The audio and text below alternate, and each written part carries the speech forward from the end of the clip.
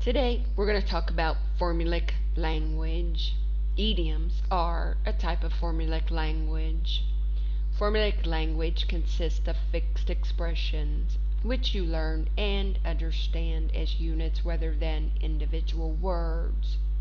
Let's talk about some types of formulaic language, such as greetings. Hi there and see you soon are examples of greetings.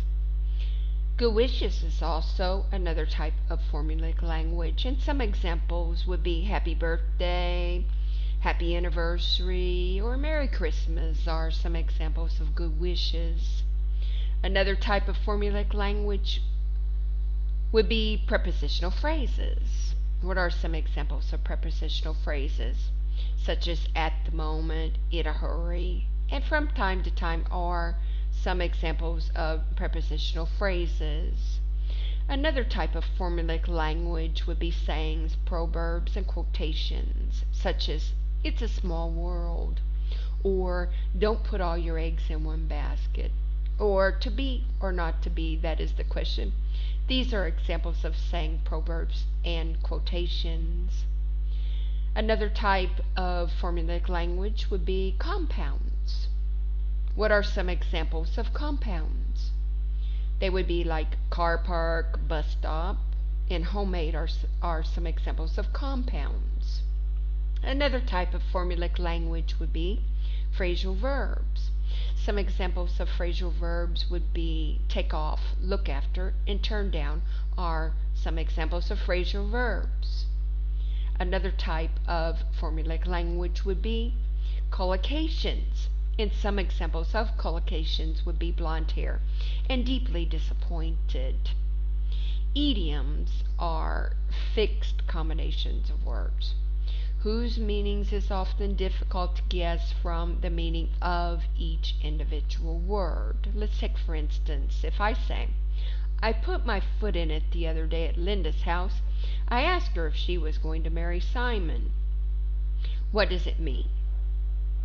If you don't know that put your foot in it means say something accidentally which upsets or embarrasses someone, it is difficult to know exactly what the sentence means. It has a non-literal or idiomatic meaning. Idioms are constructed in different ways and in a variety of different ways. Tim took a shine to his teacher. What does that mean? Tim took a shine to his teacher. If you don't know that took a shine to means immediately liked, you wouldn't know what this sentence means, right? Okay. The band's #1 hit was just a flash in the pan. What does flash in the pan mean? It means something that happens only once.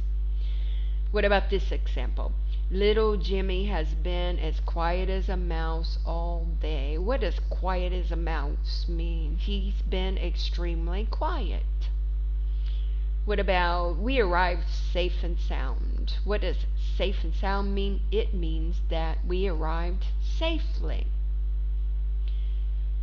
Idioms are often based on everyday things and ideals. For example, the human body. Let's take this example.